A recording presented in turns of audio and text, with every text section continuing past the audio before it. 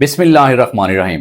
पास paper Urdu MCQs आज हल करते हैं। और सबसे पहला सवाल हमारे पास है कि शायद किस शायर का शेरी मजमुआ है। ये जॉन एलिया का शेरी मजमुआ है। मेरी खामोशी है मुसलसल को एक मुसलसल गिला समझिए। अब ये सवाल अक्सर का इम्तिहान में रिपीटेड है कि जॉन एलिया जो हैं इनका असल नाम क्या है। तो जॉन एलिया का असल नाम सैयद हुसैन जॉन असगर है। सैयद हुसैन जॉन असगर है। और ये इंडिया में पैदा होते हैं।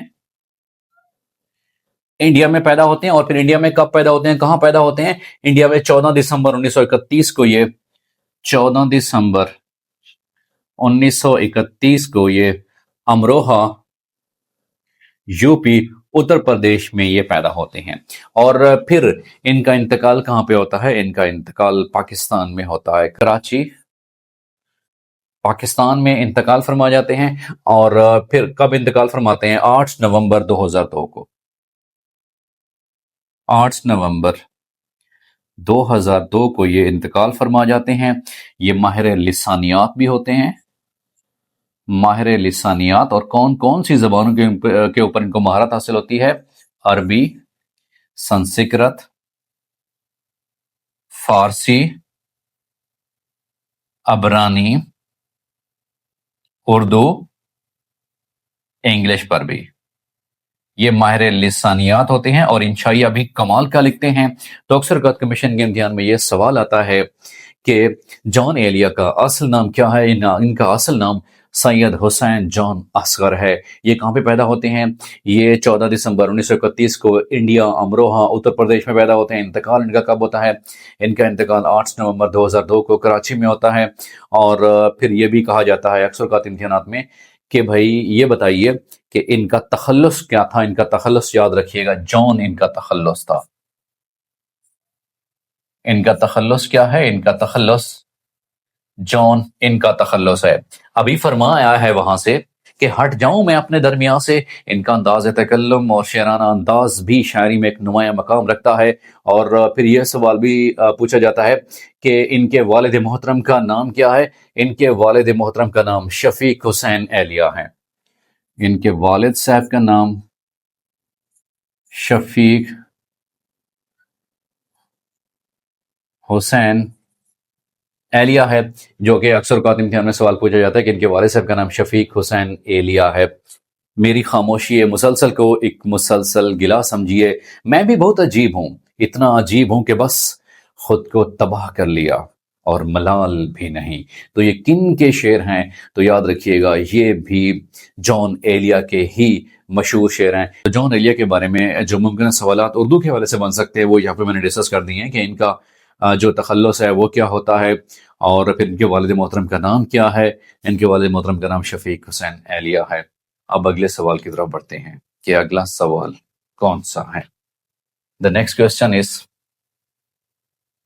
अगला सवाल है दैट इज कि कश्ती मिस्कीन हो जहां पाको दीवारे यतीम इल्म मूसा भी हैं तेरे सामने हैरत फिरोश। इस शेर में कितनी तलमीहात का इस्तेमाल है। इस शेर में बेसिकली 4 तलमीहात का इस्तेमाल है। अब तलमीह कैसे किसको कहते हैं, याद रखिएगा जी। तलमीह वो खास लफ्ज होता है, वो खास लफ्ज जो किसी खास तारीखी, सियासी, मजहबी वाक़े की तरफ इशारा करे। तारीखी, मजहबी, सियासी वाक़े की तरफ इशारा करे। मिसाल के तौर पर अगर यहां देखा जाए तो कुल कितनी तलमीहात का इस्तेमाल हुआ है, वो 4 तलमीहात का इस्तेमाल हुआ है। कश्ती मस्कीन, जान पाक, दीवारे यतीम। अब ये वो 3 अहम वाक़े हैं कि जब खिज़र अलैहिस्सलाम हज़रत मूसा अलैहिस्सलाम के साथ चलते हैं, उनको कहा जाता है कि आपने खामोश रहना है। तो पूरा एक वाक़या है। तो उन के हवाले से जो एक मजहबी तारीखी वाक़या है, तो उसमें कौन सी सनद इस्तेमाल हुई है, वो सनत तलमीह इस्तेमाल हुई है। कश्ती मस्की, जान पाक, दीवार यतीम और इल्म मूसा, कुल कितने हो गए, ये 4 जो हैं तलमीहात का इस्तेमाल हो गया। तो ये ऐसे यहाँ पे पूछा हुआ था। तो तलमी ऐसे लफ्ज़ को बोलते हैं कि जो किसी खास तारीखी, सियासी, मजहबी वाक़े की तरफ इशारा करे। इब्ने मरियम हुआ करे कोई, मेरे दुख की दवा करे कोई। तो इस इब्ने मरियम जो है ये भी क्या है, एक तलमी है। ابن مریم بھی ہے، یہ بھی ایک تلمیح ہے۔ اسی طرح سے آتش نمرود، بے خطر کود پڑا آتش نمرود میں عشق عقل ہے کہ محو تماشائے لب بام ابھی، تو یہ بھی ہے کہ یہ کیا ہے، ایک خاص تاریخی واقعے کی طرف اشارہ کر رہا ہے کہ نمرود نے جو آگ جلائی تھی نعوذ باللہ حضرت ابراہیم علیہ السلام کو جلانے کو، تو اس حوالے سے ایک تاریخی واقعہ ہے، تو یہ ابن مریم ہوا کرے کوئی سیم از دا کیس کہ ید بیضا جو ہے یہ جو ہے یہ بھی کیا ہے، یہ ایک تلمیح ہے۔ آتش نمرود، ابن مریم اور ید بیضا، فضائے بادر پیدا کر فرشتے تیری نصرت کو اتر سکتے ہیں گردوں سے قطار اندر قطار، اب بھی فرشتے مدد کو آ سکتے ہیں، لیکن شرط یہ ہے کہ کوئی تو ہے جو فضائے بادر پیدا کرے۔ آگ جو ہے آج بھی گلستان بن سکتی ہے، لیکن کوئی ہے جو ابراہیم کا ایمان پیدا کرے۔ تو اس حوالے سے یہ تمام جو واقعات ہیں جو کسی خاص تاریخی، سیاسی، مذہبی واقعے کی طرف اشارہ کرتے ہیں، ان کو اردو میں تلمیح کہا جاتا ہے۔ تو تلمیح کے حوالے سے جو کنسپچل ڈیفینیشن ہے اور جو امپورٹنٹ ایگزامپل ہیں وہ یہاں پر میں نے آپ کے سامنے بیان کر دی ہیں۔ ہماری ریگولر اور کنسپچل کلاسز جوائن کرنے کے لیے آپ نیچے دیے گئے واٹس ایپ نمبر پہ کنٹیکٹ کر سکتے ہیں۔ اب اگلے سوال کی طرف بڑھتے ہیں کہ اگلا سوال ہمارے پاس کون سا ہے۔ The next question is نانی یاد آنا، اس کا مطلب کیا ہے؟ یہ ایک محاورہ ہے اور اکثر اوقات استعمال ہوتا ہے کہ سخت مصیبت یا گھبراہٹ میں مبتلا ہونا۔ اس کے بعد ہے کہ کافور ہونا بھی ایک محاورہ ہے۔ اس کا مطلب کیا ہوتا ہے؟ غائب ہو جانا، وہ تو فوراً ہی کافور ہو کر چلا گیا، تو اس کا مطلب کیا ہے؟ کافور ہونا، غائب ہو جانا ہوتا ہے۔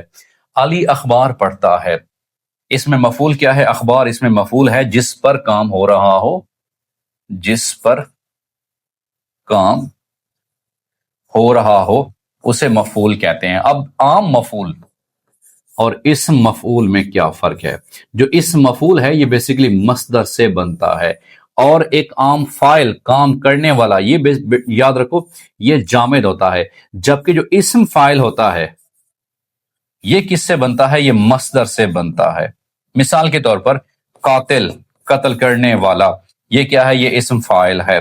سیم از دا کیس جابر، جبر کرنے والا، حاکم، حکم دینے والا، خالق، پیدا کرنے والا، رازق، رزق دینے والا۔ رازق، خالق، جابر، حاکم، قاتل، یہ کیا ہیں؟ یہ فاعل ہیں۔ اور کون سے فاعل ہیں؟ یہ اسم فاعل ہیں، کیونکہ یہ مصدر سے بنے ہوتے ہیں۔ بعض اوقات یہ بھی سوال پوچھا جاتا ہے کہ فاعل اور اسم فاعل میں کیا فرق ہے، یا اسم فاعل کی نشاندہی کریں تو وہ مصدر سے بنتا ہے۔ قاتل، قتیل، قتل پہ تیرے نثار ہو، پہلے تو خون بہا دیا پھر خون بہا دیا، تو یہ قاتل کیا ہے؟ یہ اسم فاعل ہے۔ جابر، حاکم، خالق، رازق، یہ اسم فاعل ہی ہیں۔ جو اسم مفعول ہے یہ بھی مصدر سے بنتا ہے۔ قاتل سے کیا بنے گا؟ مقتول۔ سیم از دا کیس جابر سے کیا بنے گا؟ مجبور۔ حاکم سے کیا بنے گا؟ محکوم۔ یہ کیا ہیں؟ یہ اردو میں اسم مفعول ہوتے ہیں، اور یہ کس سے بنے ہوتے ہیں؟ یہ مصدر سے بنے ہوتے ہیں۔ پھر مصدر اور فعل میں کیا فرق ہوتا ہے؟ یاد رکھیے گا، بہت ہی کنسپچول یہ ڈیفرنس ہوتا ہے کہ ایک جو فعل ہوتا ہے اس کے آخر میں بھی نون لفظ نہ آتا ہے۔ مثال کے طور پر لکھنا، پڑھنا، سونا، گانا اینڈ مینی مور۔ اب مصدر بھی تو یہی ہوتا ہے کہ لکھنا، پڑھنا، سونا وغیرہ وغیرہ۔ اب ایک سب سے اہم فرق یہ ہوتا ہے کہ فعل اور مصدر میں، کہ جو مصدر ہوتا ہے وہ صرف نون لفظ نا کی شکل میں ہوتا ہے۔ لکھنا، پڑھنا، کھانا، دھونا، سونا، چلنا، گانا، یہ نون لفظ نا کی شکل میں ہوگا، جبکہ فعل جو ہے یہ حال، ماضی، مستقبل تینوں حالتوں میں پایا جائے گا۔ لیکن عام جو لفظ ہوتے ہیں یہ سونا اور نانا، the grandfather and the gold, English میں اس کو بولتے ہیں گولڈ، سونا اور گرینڈ فادر، تو یاد رکھیے گا یہ کوئی بھی مصدر یا فعل نہیں ہے۔ تو اکثر کا یہ بھی پوچھا جاتا ہے کہ نانا جو ہے یہ کیا ہے؟ کیا یہ فعل ہے یا مصدر ہے؟ یہ بالکل بھی نہیں ہے، یاد رکھیے گا عام حالت میں یہ اسم ہی ہے۔ تو مصدر اور فعل میں فرق کیا ہے یہ بھی میں نے آپ کو سمجھا دیا ہے۔ اب اگلے سوال کی طرف بڑھتے ہیں کہ وائے ناکامی، وائے ناکامی متاع کارواں جاتا رہا، امدادی فعل اس میں کیا ہے؟ یہ رہا اس میں کیا ہے؟ یہ امدادی فعل ہے، جس کو ہم انگلش میں ہیلپنگ ورب کہتے ہیں، جو ورب کی ہیلپ کر رہا ہوتا ہے۔ جو مین فعل کیا ہے؟ وہ کیا ہے؟ وہ جاتا ہے، اور رہا کیا ہے؟ یہ امدادی فعل ہے، یاد رکھیے گا جی۔ اب اگلے سوال کی طرف بڑھتے ہیں کہ اگلا سوال ہمارے پاس کون سا ہے۔ نیکسٹ کوسچن از، اگلا سوال ہمارے پاس ہے کہ نہال ہونا محاورہ کا کیا مطلب ہے؟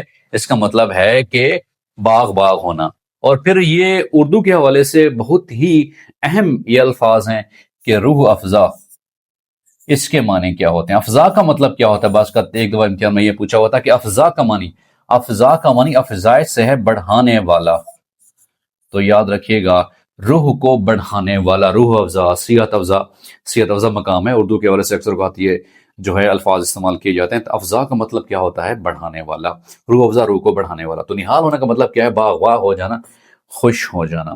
اس کے بعد ہے کہ غزل کے لیے ضروری کیا ہے؟ غزل کے لیے ضروری قافیہ ہے، اور قافیہ کسے کہتے ہیں؟ یاد رکھیے گا کہ قافیہ ہم آواز یا ہم وزن الفاظ کو قافیہ کہتے ہیں، قافیہ کہتے ہیں، اور یہ ردیف سے پہلے آتے ہیں۔ یاد رکھیے گا، ملتے نہیں اب لوگ ملاقات کی خاطر، ملتے ہیں تو ملتے ہیں محض مفادات کی خاطر۔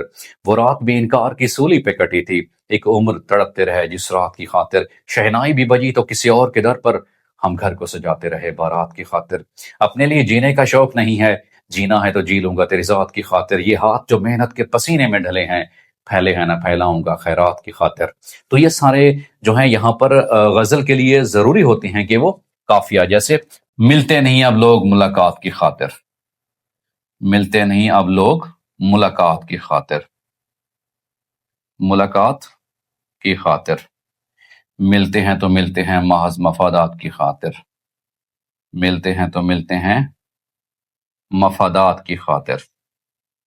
اب اس میں دیکھیے کہ مفادات، ملاقات، یہ کیا ہیں؟ یہ قافیہ ہیں، جبکہ کی خاطر کیا ہے؟ یہ ردیف ہے۔ تو غزل کے لیے ردیف کا ہونا انتہائی ضروری ہے۔ غزل کے لفظی معنی کیا ہوتے ہیں؟ کہ عورتوں کے متعلق باتیں کرنا، عورتوں کے بارے میں باتیں کرنا، اور اسی طرح سے جو چرخہ کاٹنے کی آواز ہوتی ہے اس کو بھی کیا نام دیا جاتا ہے؟ اس کو بھی غزل کہا جاتا ہے، یاد رکھیے گا۔ اس کے بعد ہے کہ اگلا سوال، مصور غم کسے کہا جاتا ہے؟ لقب کس کو دیا گیا ہے؟ علامہ راشد الخیری، علامہ راشد الخیری کو مصور غم کہا گیا ہے کہ غم کی تصویر کھینچنے والا، مجھے اور زندگی دے کے ہے داستاں دوری، میری موت سے نہ ہوگی میرے غم کی ترجمانی۔ تو اردو کے حوالے سے جو مصور غم کا لقب کسے دیا جاتا ہے؟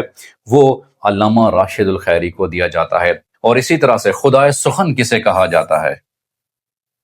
خدائے سخن یاد رکھیے گا، یا شہنشاہ غزل، بعض کا یہ بھی سوال پوچھا جاتا ہے کہ شہنشاہ غزل کسے کہتے ہیں؟ خدائے سخن کسے کہا جاتا ہے؟ غزل کا خدا کسے کہا جاتا ہے؟ میر تقی میر کو کہا جاتا ہے، میر تقی میر کو کہا جاتا ہے۔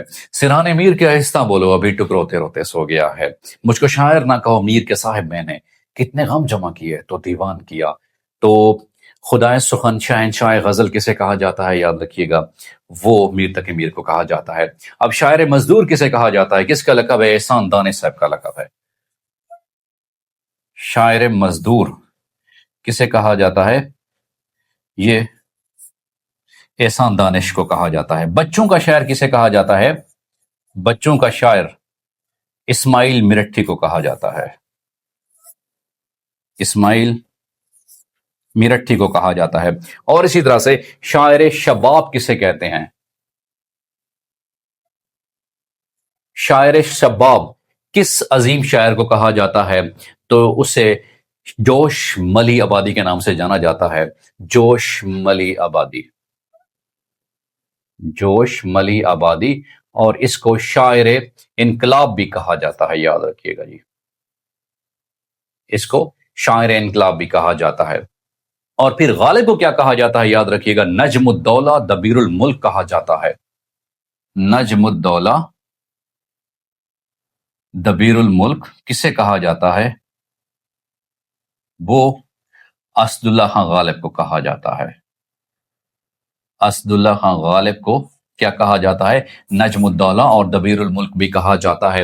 اور پھر یہ بھی ہے کہ رئیس المتغزلین کسے کہا جاتا ہے؟ مولانا حسرت موہانی کو کیا کہا جاتا ہے؟ رئیس المتغزلین کہا جاتا ہے۔ تو یہ مختلف شعراء کرام ہیں، ان کے جو مختلف القابات ہیں ان کو القابات کے حوالے سے یاد کیا جاتا ہے۔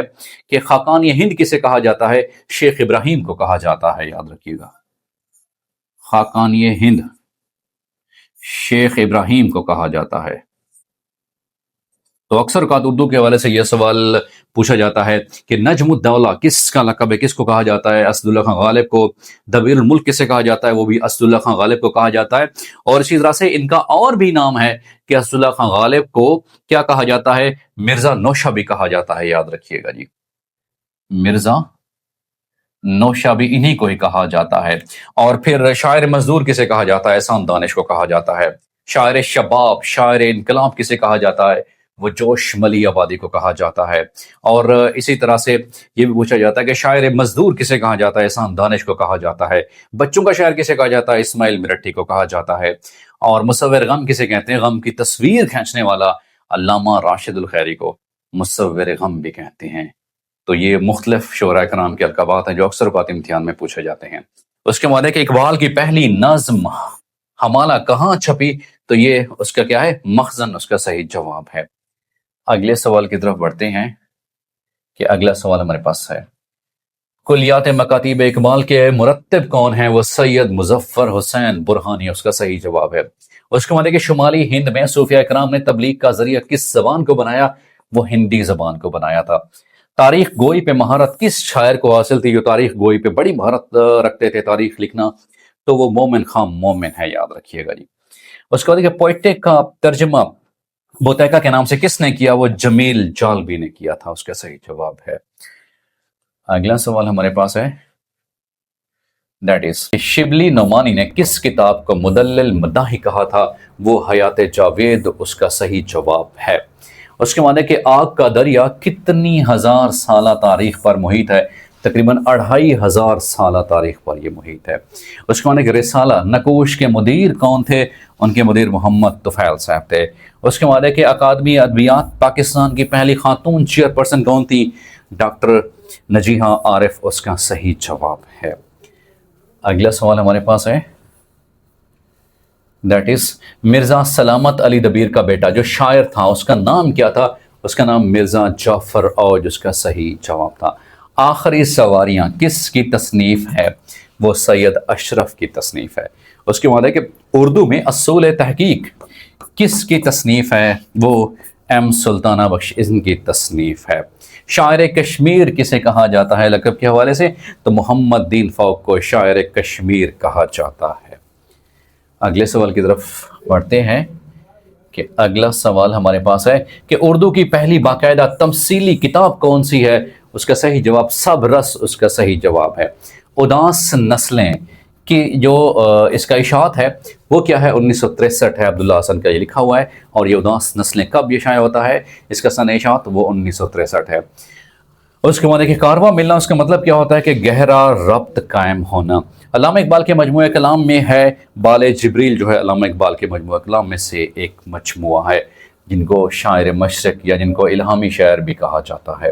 زبانوں کا سب سے بڑا خاندان کون سا ہے؟ وہ ہند یورپی اس کا صحیح جواب ہے. اس کے معنی کہ شورۂ آفاق ناول انارکلی ناول کے مصنف کون ہیں؟ وہ مرزا حامد بیگ اس کا صحیح جواب ہے. اس کے معنی کہ مرداب ریشم بانو قدسیہ کے کس کے متعلق لکھے؟ انہوں نے قدرت اللہ شہاب کے متعلق انہوں نے لکھا تھا. اس کے بعد ہے کہ تنقید کا مادہ کہلاتا ہے وہ کیا؟ نقد کہلاتا ہے، یاد رکھیے گا جی.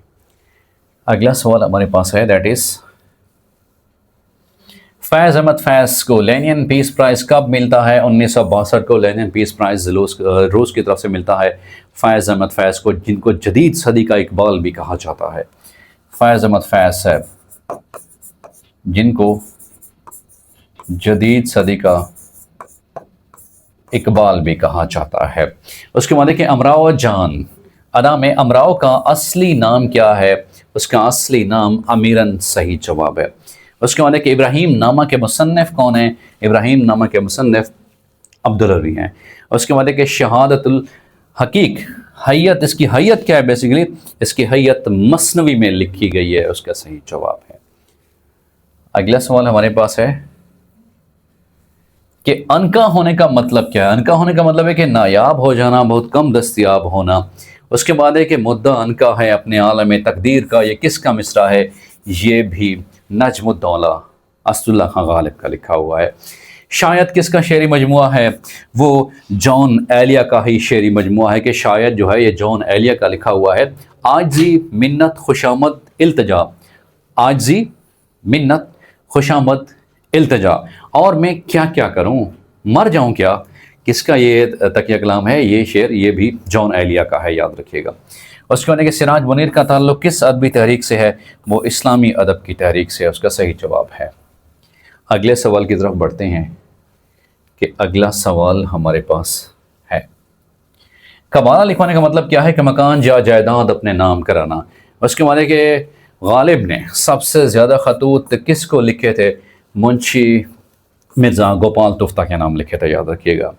نہیں آتی تو یاد ان کی مہینوں تک نہیں آتی، مگر جب یاد آتے ہیں تو اکثر یاد آتے ہیں۔ یہ کس کا لکھا ہوا ہے؟ یہ حسرت موہانی کا لکھا ہوا ہے۔ اگلا سوال ہمارے پاس ہے، تصویر کا مطلب کیا ہے؟ اس کا مطلب ہوتا ہے کہ مسودہ لکھنا، کو ڈاکومنٹیشن جسے کہتے ہیں۔ اس کے بعد ہے کہ غزل اردو شاعری کی آبرو، یہ کس کا قول ہے؟ یہ رشید احمد صدیقی کا قول ہے۔ اب تصویر کا مطلب مسودہ لکھنا ہوتا ہے۔ ایک اور ٹرم اکثر اوقات پوچھی جاتی ہے کہ واسوخت کسے کہا جاتا ہے؟ جب ایک عاشق عشق میں ناکامی کے اوپر اپنے محبوب کے گلے شکوے شروع کر دیتا ہے تو اسے کیا کہا جاتا ہے؟ اس کو واسوخت کہا جاتا ہے کہ تو نے وفا نہیں کی، تو نے یہ نہیں کیا، تو نے وہ نہیں کیا، تو اس کو واسوخت کہتے ہیں۔ اس کے بعد ہے کہ بزرگان دین کی توصیف، وصف بیان کرنا، وہ کیا کہلاتا ہے؟ وہ منقبت کہلاتا ہے، یاد رکھیے گا جی، اسے منقبت کہا جاتا ہے کسی کی جب مدح سرائی کی جاتی ہے، خصوصاً بزرگان دین کے حوالے سے۔ اس کے بعد ہے کہ شاعر کی مختصر سوانح اور اس کا کلام جو ہے ذکر کرنے والی کتاب کو کیا کہا جاتا ہے؟ اس کو تذکرہ کہا جاتا ہے، اس کا صحیح جواب ہے۔ اگلا سوال ہمارے پاس ہے کہ اصلاح زبان کی تحریک کس سے وابستہ ہے؟ وہ امام بخش ناسخ سے وابستہ ہے، یاد رکھیے گا جی۔ اس کے بعد ہے کہ ہم سخن فہم ہیں، غالب کے طرفدار نہیں، دیکھیں اس صحرے سے کہہ دے کوئی بڑھ کر صحرا۔ یہ بیسیکلی شادی کے موقع کے اوپر غالب صاحب نے ایک شعر پڑھا تھا، تو یہ شعر کس کے متعلق مشہور سیرہ لکھنے کے مقابلے میں کہا گیا تھا؟ یہ بیسیکلی ذوق اس کا صحیح جواب ہے، ان کے مقابلے میں کہا گیا تھا۔ اس کے بعد کس نے کہا تھا؟ یہ غالب نے کہا تھا، یاد رکھیے گا۔ اس کے بعد ہے کہ غتر بود ہونا، اس کا مطلب کیا ہوتا ہے؟ اس کا مطلب ہوتا ہے کہ غلط ملط کر دینا، مکس کر دینا، کسی چیز کو ملا دینا، تو اسے کیا کہا جاتا ہے؟ غتر بود کرنے کا مطلب کہ غلط ملط کر دینا۔ اگلا سوال ہمارے پاس ہے، دیٹ از کہ ہاتھ اوپر کے تلے ہونا، اس کا مطلب کیا ہوتا ہے؟ اس کا مطلب ہے کہ گرفتار ہو جانا یا کسی کے قبضے میں آ جانا، اس کا صحیح جواب ہے۔ کہ نیو بلومس ٹیکسانومی کا سب سے ہائیسٹ لیول کون سا ہے؟ یہ کریٹنگ ہے۔ تو بلومس ٹیکسانومی کے حوالے سے جو کہ 1956 میں پیش کی گئی تھی، کہ جس میں جو ہے لرننگ آبجیکٹس کو کلاسیفائی کیا گیا تھا، اس کے 3 ڈومین بیسیکلی تھے، جس میں جو ڈومین تھے کاگنیٹیو ڈومین تھا، جس میں سائیکوموٹر ڈومین، افیکٹو ڈومین بھی ہے۔ اگلا سوال ہے کہ عزیز احمد نے ارسطو کی پوئٹک کا ترجمہ کس نام سے کیا تھا؟ فن شاعری کے نام سے کیا تھا۔ اس کے بعد ہے کہ فرانس فین کی کتاب جو ہے دا ریسٹ آف ارتھ کا ترجمہ افتادگان خاک کے نام سے کس نے کیا؟ ڈاکٹر سجاد باقر رضوی، اس کا صحیح جواب ہے۔ اگلے سوال کی طرف بڑھتے ہیں، وہ ہے کہ ہم سخن فہم ہیں، غالب کے طرفدار نہیں، غالب کیا یہ مقطع لیا گیا ہے؟ یہ صحرا خوشبخت، اس کا صحیح جواب ہے، کیونکہ اس کی خوشی کے موقع کے اوپر جب خوشبخت کی شادی ہو رہی تھی تو اس وقت جو ہے غالب نے یہ شعر پڑھا تھا۔ اس کے بعد ہے کہ سودا کے مخمس، ویرانی جہاں آباد کی صنف کیا ہے؟ وہ شہر آشوب ہے، اس کے صنف یاد رکھیے گا۔ ریئلزم کے بانی کیا تھے؟ ریئلزم بیسیکلی ایک فلسفی ہے جس میں کہا گیا تھا کہ اگر اسٹوڈنٹس کو، اگر بچوں کو پڑھانا ہے تو ریئل چیزیں پڑھاؤ، اور پھر یہ کس نے کہا تھا؟ یہ ارسطو نے کہا تھا، یاد رکھیے گا۔ یہ جو ریئلزم ہے یہ آئیڈیالزم کے اینٹی، ریئلزم جو ہے یہ آئیڈیالزم کے بالکل مخالف ہے، آئیڈیالزم کے بالکل الٹ ہے، یاد رکھیے گا جی۔ اس کے بعد ہے کہ قنوتیت کا متضاد کیا ہے؟ رجائیت اس کا متضاد ہوتا ہے، یاد رکھیے گا جی۔ اگلا سوال ہمارے پاس ہے، دیٹ از بابائے اردو کس شخصیت کو کہا جاتا ہے؟ مولوی عبدالحق کو بابائے جو ہے اردو کہا جاتا ہے، یاد رکھیے گا۔ رسی جل گئی پر بل نہ گیا، رسی جل گئی پر بل نہ گیا، اس کا مطلب ہے کہ عادت ابھی تک بھی نہیں گئی۔ اس کے بعد ہے ناچ نہ جانے آنگن ٹیڑھا، اس کا مطلب کیا ہوتا ہے؟ کہ نااہلی دوسروں پہ ڈال دینا، کسی کو ناچنے کا طریقہ نہ آیا تو اس نے کہا جگہ ہی ٹیڑھی ہے۔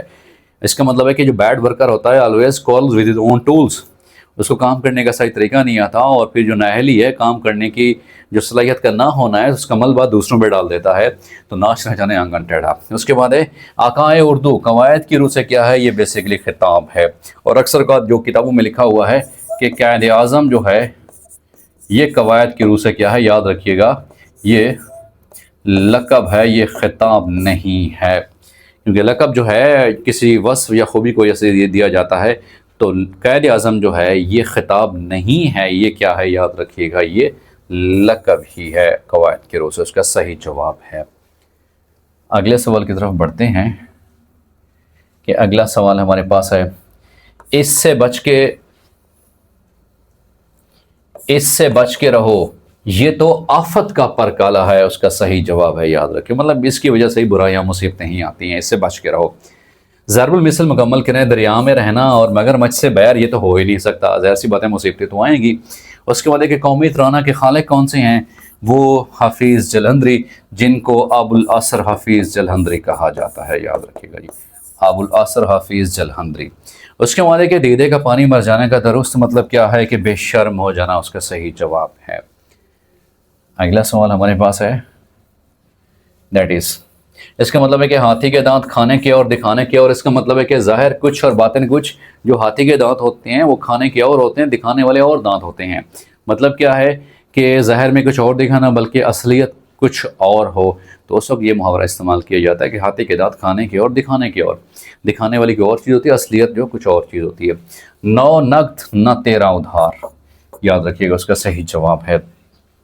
وہ مدرسے میں پڑھنے گیا، مدرسہ گرامر کی روح سے کیا ہے؟ یہ اسم ظرف مکان ہے جو کسی جگہ کو ظاہر کرے، جو کسی مکان کو ظاہر کرے، جس میں مسجد ہے، جس میں مکتب ہے، جس میں بازار ہے، جس میں مارکیٹ ہے، جس میں عیدگاہ، گزرگاہ، یہ سارے کے سارے کیا کہلاتے ہیں؟ یہ اسم ظرف مکان کہلاتے ہیں۔ اور اسم ظرف زمان کیا ہے؟ جو زمانے کو ظاہر کرے، جیسے آج، کل، پرسوں، ترسوں، اسی طرح سے ماہ، اور اسی طرح سے سال، عشرہ، صدی، یہ سارے کیا ہیں؟ یہ اسم ظرف زمان ہیں۔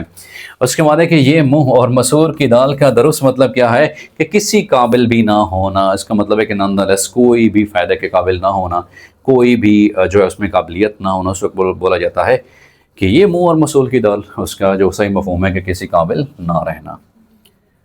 اگلا سوال ہمارے پاس ہے، فقرہ مکمل کریں۔ اپنی اپنی ڈفلی، اپنا اپنا راگ، اس کا مطلب ہے وہی من وہی سیر کا درست مطلب کیا ہے؟ کہ نتیجہ ایک جیسا ہی آئے گا۔ اس کے بعد ہے کہ علامہ اقبال کی پہلی تصنیف کون سی ہے؟ علم الاقتصاد، اس کا صحیح جواب ہے۔ اس کے بعد ہے کہ مرثیہ اور قصیدہ کے مشترک اجزاء کیا ہیں؟ مدح سرائی دونوں میں کی جاتی ہے، تو مدح جو ہے دونوں میں یہ مشترک صفت ہے، چاہے وہ مرثیہ ہو یا چاہے وہ قصیدہ ہو، دونوں میں یہ مشترک صفت ہوتی ہے، کسی کی تعریف مدح سرائی کی جاتی ہے۔ اگلا سوال ہمارے پاس ہے دیٹ از کہ الطاف فاطمہ کی تحریر چلتا مسافر کا موضوع کیا ہے؟ وہ سکوت ڈھاکہ ہے۔ اس کے بعد ہے کہ مجید امجد کی آٹوگراف کا موضوع کون سا تھا؟ فضل محمود، اس کا صحیح جواب ہے۔ اس کے بعد ہے کہ شہر میں خوشی کی لہر دوڑ گئی، گرامر کی روح سے کیا ہے؟ مجاز مرسل ہے۔